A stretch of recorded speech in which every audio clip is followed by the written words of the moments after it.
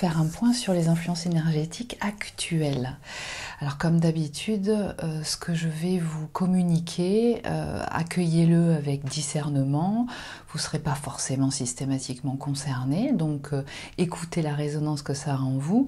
En aucun cas ce sont des injonctions à suivre, mais des orientations pour vous amener à peut-être confirmer ce que vous ressentez, vous donner des indications supplémentaires qui pourront vous aider à continuer de cheminer. Je me présente, je suis, pour ceux qui ne me connaissent pas, Cécile Ricolo, je suis psychopraticienne, certifiée en plusieurs techniques d'hypnose concernant différents troubles et dysfonctionnalités qui bloquent le processus évolutif humain. J'accompagne, je suis coach en développement personnel et relationnel. Et je suis spécialisée en neuroatypicité et neurodivergence. Donc ça veut dire les profils de haut potentiel ou ce qu'on peut retrouver encore dans l'hypersensibilité, la douance ou la surdouance aussi. Et puis leur couple, parce que effectivement ces êtres, ces personnes se retrouvent, s'attirent en amitié aussi, on peut les retrouver.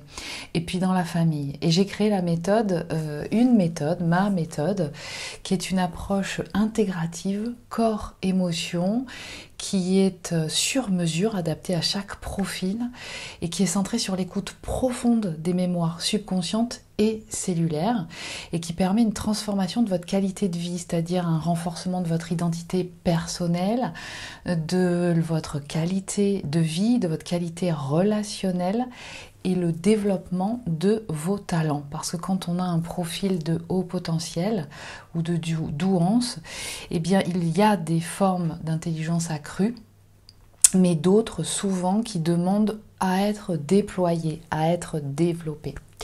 Et puis mon expertise, elle s'est forgée au travers de plus de 7000 heures de pratique et l'accompagnement de plus de 1500 personnes. Si vous voulez avoir plus d'informations concernant toute mon actualité, mes diplômes, ma formation et la technique que j'utilise pour accompagner, vous pouvez aller voir dans la barre d'infos, visiter mon site internet.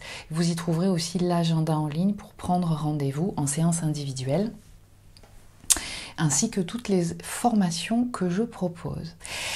Alors pour commencer,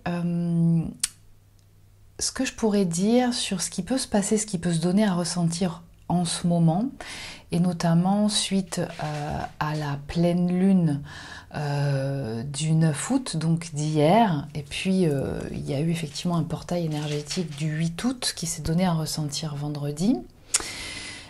Quelques jours auparavant, comme je vous l'avais dit dans la précédente vidéo, en fait, on a des influences et des conjonctions astrologiques qui ont déterminé des différents types de qualités énergétiques qui ont influencé déjà un certain travail, une certaine orientation pour soutenir la période dans laquelle nous sommes, qui est destinée, qui est vouée, si nous le voulons bien, et j'ai envie de dire même si nous le voulons pas vraiment, ou si nous freinons des cas de fer, à accompagner notre évolution. Ce qui peut se donner à ressentir actuellement, c'est une introspection très profonde, une invitation à aller de plus en plus dans notre propre intimité, ce qui demande des conditions favorables à rentrer dans notre vulnérabilité. Ce qui signifie, alors peu importe dans quelles conditions vous vous trouvez, que vous soyez justement dans des conditions plutôt solitaires, avec pas beaucoup de monde autour de vous, ou des gens très très proches, et donc pas une activité intense chaque jour, ou que vous le soyez dans cette activité intense, parce que des vacances, parce que en contact avec des amis, de la famille, en mode beaucoup de personnes dans un même lieu, eh bien vous pouvez être amené à ressentir une envie et une invitation à vous retrouver dans un calme qui va permettre de s'écouter, d'écouter plus profondément en soi et donc ce qui amène à une forme de vulnérabilité. La vulnérabilité, c'est tout à fait positive. En tout cas, c'est une grande qualité d'y avoir accès pour soi. Et c'est ce qui peut se donner à ressentir. Cette vulnérabilité et cette profondeur de contact avec soi-même, elle est invitée actuellement. Pourquoi ? Pour pouvoir avoir accès à la banque de données mémorielles du subconscient et de l'inconscient, qui est notre féminin de l'être. Le féminin de l'être est tout ce qui est réceptif, donc tout ce qui va générer une empreinte et qui laisse une mémoire. Et la banque de données mémorielles du subconscient ou de l'inconscient, qui correspond au féminin de notre être, et ce qui contient absolument toutes les informations. Toutes les informations, à la fois des mémoires involutives, c'est-à-dire ce qui vont générer des nœuds karmiques, ou en langage psychologique des psychotraumas, et qui vont empêcher l'âme d'évoluer sur le chemin qu'elle est venue manifester, accomplir. Et en même temps aussi, et il est bon et important de le rappeler, cette banque de données mémorielles du subconscient, de l'inconscient, contient aussi beaucoup de mémoires évolutives qui correspondent à nos capacités, à un savoir-faire, à un savoir-être évolutif, qui sont là pour manifester justement ce que l'âme est venue vivre, expérimenter, apporter au monde. Et c'est ce qui va, en d'autres termes, participer de pouvoir manifester ce qui vous correspond de manifester, en termes de savoir-être, en termes de savoir-faire, et qui peut se traduire par une activité professionnelle, au même titre que des qualités qui vous sont propres, hein, et des valeurs que vous portez. Et ça se traduit par votre vibration. Donc l'âme vibre quelque chose, une volonté de manifester ce qui lui correspond, mais elle peut être empêchée par des programmes que nous pourrons nommer involutifs, qui vont donc du coup l'empêcher de pouvoir manifester. Donc, ce qui se passe au travers de cette banque de données mémorielles du subconscient et de l'inconscient, c'est que elle contient tout.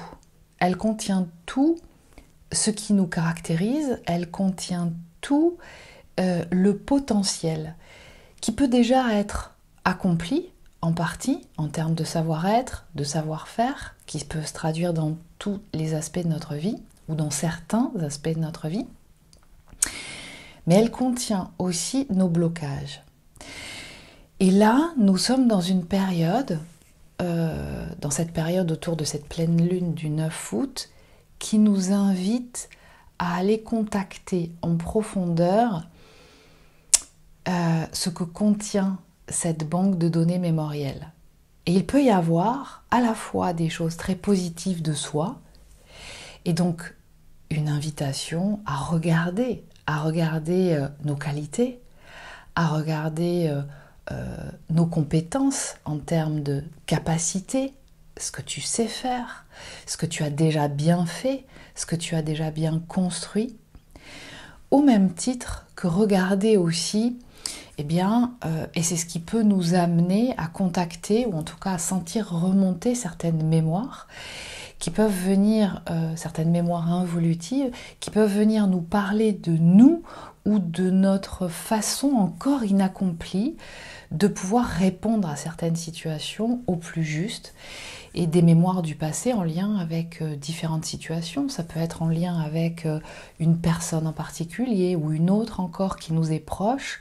Ça peut être aussi au travers de différentes situations de vie, hein, par exemple dans le cadre professionnel ou dans un cadre social, et qui viennent nous parler de nos inaccomplis ou encore inaccomplis. C'est-à-dire, qu'est-ce que là, en d'autres termes, j'ai foiré un peu dans cette situation? Qu'est-ce que je n'ai pas su faire? Comment je n'ai pas réagi de façon ajustée à certains moments, dans certaines situations? Et cette période où nous sommes invités à regarder ça en profondeur et en toute authenticité, même si ça peut être désagréable, ça peut nous renvoyer une image de nous qui n'est pas forcément valorisante, elle est néanmoins importante parce que c'est là où commence la conscientisation de quelque chose, même si elle est encore à un stade ou dans un état inaccompli, qu'elle nous renvoie ce qu'on pourrait dire incapacité de notre part à pouvoir répondre de façon ajustée à différentes problématiques ou à différentes situations. C'est néanmoins fondamental et important de le constater et donc de le conscientiser, c'est-à-dire de le porter à conscience. Donc cette période, elle peut être teintée à la fois de positif, dans la révélation et la conscientisation de nos capacités, et aussi de négatif et de peut-être douloureux, inconfortable, dans le sens où ça vient nous parler de nos inaccomplis, de ce que nous avons du mal à réaliser, de nos faiblesses, de nos difficultés à réaliser de façon satisfaisante quelque chose en particulier ou différentes choses en particulier. Et j'aimerais attirer votre attention sur cet aspect-là pour ne pas vous laisser sombrer dans quelque chose d'involutif parce que vous le constatez involutif, donc de l'ordre d'un inaccompli ou d'une incapacité de votre part. Cette période-là, elle est là pour nous inviter à constater ce qui demande à évoluer. Et ce qui me semble important, c'est que ça se fasse en toute, j'ai envie de dire, harmonie, ou en tout cas douceur, du mieux que ça puisse être, dans le sens de bienveillance par rapport à soi. J'insiste sur cet aspect-là, de bienveillance par rapport à soi-même. Les inaccomplis, nous en avons tous, absolument tout le monde. Et même quelqu'un que vous pouvez observer, dont vous admirez le parcours, qui que ce soit, dans quel secteur que ce soit, a aussi des inaccomplis, a aussi traversé et peut encore traverser des moments de doute, de questionnement, de se sentir pas suffisant encore, pas suffisamment accompli. Et ce qui peut aussi amener cette notion de est-ce que je serai à la hauteur de réaliser mon ambition, ce que j'ai envie d'atteindre. Donc je vous inviterai à vivre ces instants, ces jours, non pas comme une opportunité de s'auto-flageller sur ce qu'on ne sait pas encore faire, sur ce qu'on est vraisemblablement incapable de faire, mais plutôt comme une opportunité de regarder ce qui demande à s'ouvrir, ce qui demande à être soutenu en tant qu'éveil, réveil de conscience. C'est une invitation à évaluer où j'en suis de ce que j'ai déjà accompli et de ce que ça me demande encore d'accomplir. Et de prendre le temps de bien ressentir l'objectif qui me correspond. Là, nous sommes dans une période où nous pouvons ressentir à la fois une puissante énergie à y aller, à nous investir dans quelque chose en particulier. Ça peut être un projet, ça peut être plusieurs projets, et ça peut être des projets qui sont en lien avec différents aspects de notre vie. Ça peut être un projet de vie personnelle, changement de lieu de vie, ça peut être finir un couple, par exemple, et se préparer à vivre différemment dans sa vie personnelle. Comme ça peut être s'engager dans un couple, ressentir l'appel de vivre à deux ou de rentrer dans une expérience à deux. Comme ça peut être revoir un projet professionnel ou d'en changer. Comme ça peut être encore différentes choses. Vous aurez compris le sujet. Mais il est important, pour pouvoir affiner cet objectif, et ces différents objectifs, si ça concerne différents projets, qu'ils vous correspondent bien. Les énergies dans lesquelles nous sommes actuellement nous amènent à un ralentissement pour prendre le temps de bien évaluer les objectifs qui correspondront à la fréquence de notre âme, c'est-à-dire ce que notre âme veut. Qu'est-ce que l'âme dit? Donc il y a une invitation à se relier à l'espace du cœur et non plus fonctionner avec le mental. Peut-être que là, ça vient aussi nous montrer comment, jusqu'à présent, nous avions tendance à fonctionner énormément avec le mental. Mais est-ce que c'est concordant avec ce que mon cœur veut? Est-ce que l'âme est venue et a vocation à manifester là, dans cette incarnation? Donc là, c'est un appel à prendre le temps de bien écouter ça. Et non plus de se laisser diriger par le mental. Et cette période-là, et ça peut durer quelques jours, pas forcément plusieurs semaines et plusieurs mois, mais ça peut être intense. L'appel de l'âme à être écoutée. Posez-vous la question, qu'est-ce qui me correspond? De quoi j'ai envie? Et ça va demander du coup de s'affranchir de ce que les autres vont penser de moi, de ce que les autres vont penser de mon projet. Il peut y avoir des personnes qui vous diront « mais c'est inatteignable ton objectif, personne ne l'a jamais encore fait ». Et pour autant, est-ce que ça veut dire que ça n'est pas juste que vous y alliez? Est-ce que c'est pas un objectif qui vous correspond réellement? Et si c'est le cas, même si d'autres ne l'ont pas fait, ou si d'autres personnes vous disent « mais c'est infaisable ton truc », voilà. Est-ce que ça veut dire pour autant qu'il faut lâcher l'affaire? Donc, ça va nous demander de cultiver un développement d'une estime de soi, de l'amour de soi qui va amener, qui est le socle et le support de la confiance en soi. Et de ne plus être dans l'attente de la validation extérieure. Cette phase d'intimité où on peut être amené à ressentir, être en contact très puissant avec soi-même, peut nous amener à ressentir un peu de solitude actuellement. C'est normal. Parce que cette solitude, elle permet ce silence, et ce silence permet une capacité, en tout cas une qualité d'écoute puissante de soi-même. Qu'est-ce qui me correspond? Qu'est-ce que j'ai envie de réaliser? Ça, c'est la partie importante de la période. D'être en capacité de cette qualité d'écoute de soi.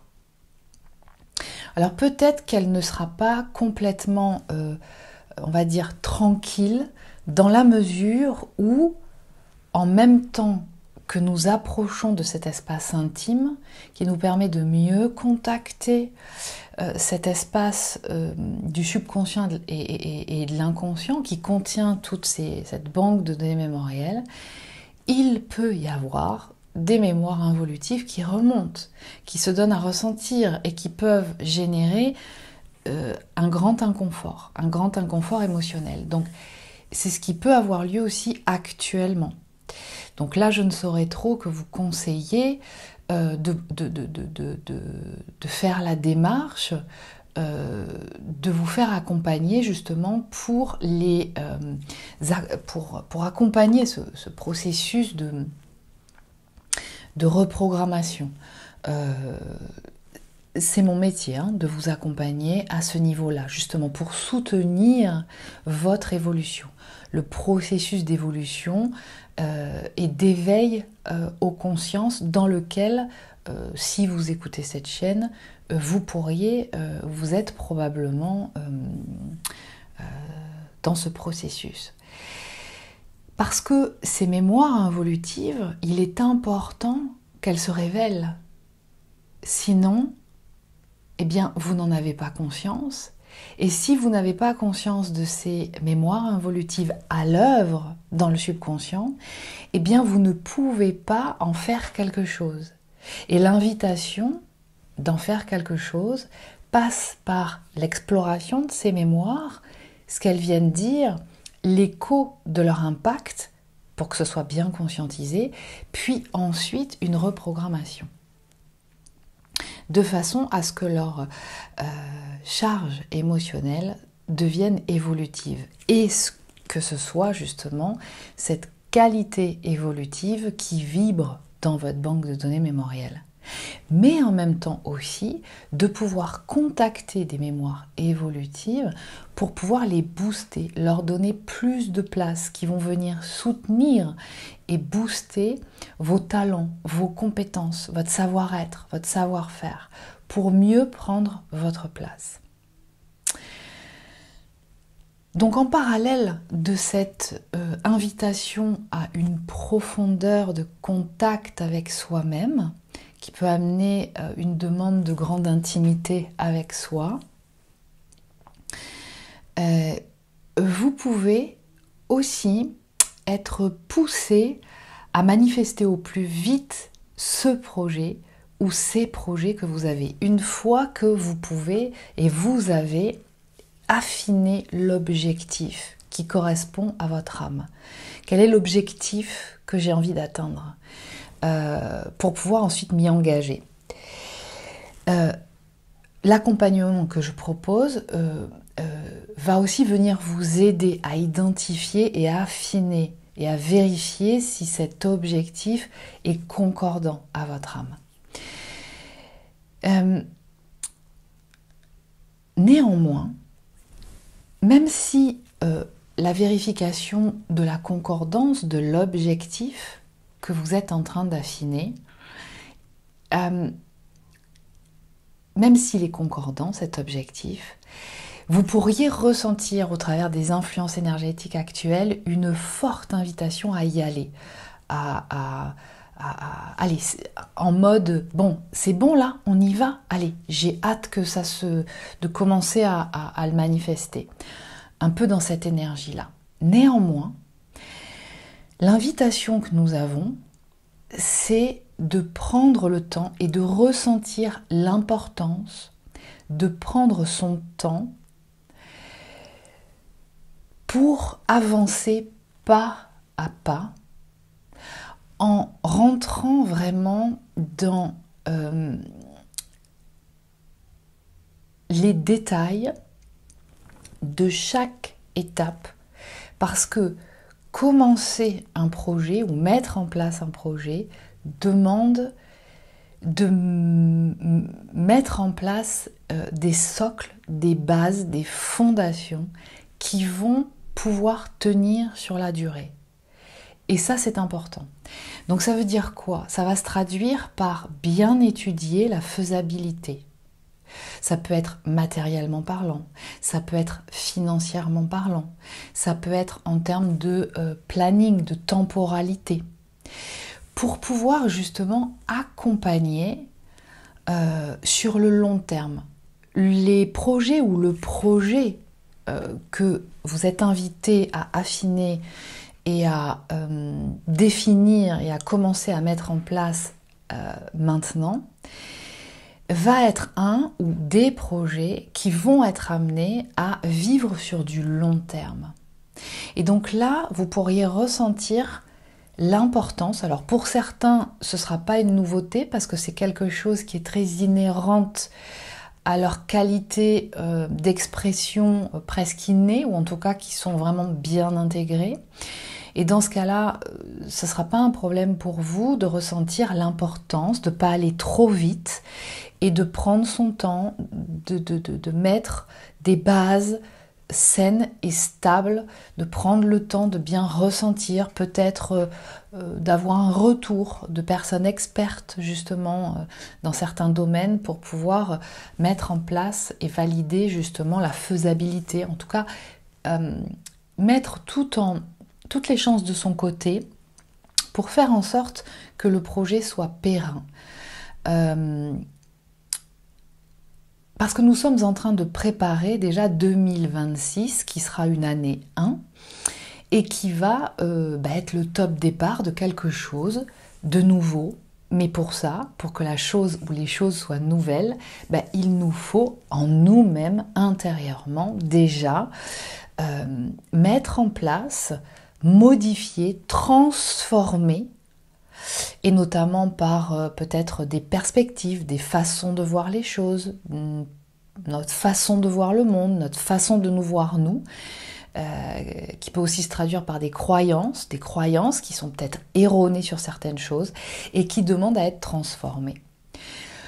Le monde est la manifestation extérieure à nous et le reflet de ce que nous vibrons et de ce que nous manifestons, ce qui est vivant en nous. Donc pour pouvoir, et l'invitation à transformer ce monde commence par nous-mêmes, commence par ce que nous sommes en train de faire en nous-mêmes, ce que nous sommes en train de conscientiser en nous-mêmes, de nous-mêmes, et ce que nous sommes appelés à transformer. Donc là, il y a une grande invitation à ça, à prendre le temps, même si on peut ressentir de l'impatience, à ce qu'une fois, peut-être si c'est votre cas, l'objectif qui commence à s'éclairer ou qui est déjà clair en vous, l'envie de le voir manifester tout de suite. Là, il est important de le construire sur du long terme et l'importance de prendre le temps d'avancer pas à pas. Et ce qui va se passer dans les jours qui vont suivre va aussi soutenir cette énergie. Ce qu'on va vivre les jours qui vont arriver, et ce qui a déjà commencé là, c'est une ouverture à l'amour, dans toutes les dimensions de l'être, une ouverture à l'espace du cœur. Regardez ce qui se passe aussi dans nos liens affectifs, avec nos proches. La qualité relationnelle aussi, elle va être très interrogée ces jours-ci. L'ouverture de cœur et la bienveillance aussi par rapport à soi-même. J'ai peut-être commis des erreurs, mais ça arrive de commettre des erreurs à tout le monde. Aujourd'hui, si j'en ai conscience, je peux commencer à transformer quelque chose. Si je n'ai aucune conscience, je peux rien transformer. J'ai pas l'information. Par contre, si la conscience commence à s'ouvrir sur un aspect, là, je peux commencer à faire quelque chose. Donc de la bienveillance par rapport à soi, et ce qui va aussi influencer une bienveillance qu'on pourrait aussi ressentir envers d'autres personnes dans son environnement. Et vous pourriez ressentir un appel aussi en termes de connexion affective, j'ai envie de dire de lien d'attachement fort, puissant, que peut-être vous avez mis de côté, pensant que voilà, ça se fait pas, ça se met pas en place, donc c'est pas pour moi, ça doit être que c'est pas ok, qui peuvent se donner à reconsidérer par les temps qui courent, c'est-à-dire mais en fait c'est pas ma tête qui décide, c'est qu'est-ce que ce lien ou cette relation m'apporte. Et là il peut aussi y avoir beaucoup de situations qui peuvent se donner à vivre, qui d'un côté peuvent vous donner à finaliser certaines relations que vous pensiez qualitatives pour vous, qui vous apportaient quelque chose, mais où il s'avère au final que finalement non, c'est révolu. J'ai été amenée à expérimenter pour révéler certaines mémoires qui vibraient encore en moi ou pour me donner conscience de quelque chose en particulier, c'est bon, j'ai conscientisé et alors il y a quand même l'invitation d'en faire quelque chose, mais si c'est résolu, il n'y a plus besoin de cette expérience et donc de cette relation pour pouvoir poursuivre son chemin. Et donc à ce moment-là, certaines relations peuvent se terminer. Quand d'autres, qu'elles soient nouvelles, viennent se présenter, ou qu'elles soient plus anciennes et qu'on pensait stagnantes ou révolues, peuvent revenir, peuvent refaire surface, avec cette fois-ci, par les influences et l'ouverture dans laquelle nous sommes tous et dans laquelle nous baignons tous actuellement, peuvent venir réveiller quelque chose. Et si ça se réveille, ça veut dire qu'il y avait quelque chose quelque chose n'est pas finalisé, quelque chose n'a pas vocation à se terminer, mais a une vocation à continuer un chemin pour pouvoir continuer d'évoluer. Je vous dis à très bientôt et je vous souhaite de cheminer avec toute l'ouverture de cœur ces jours qui arrivent.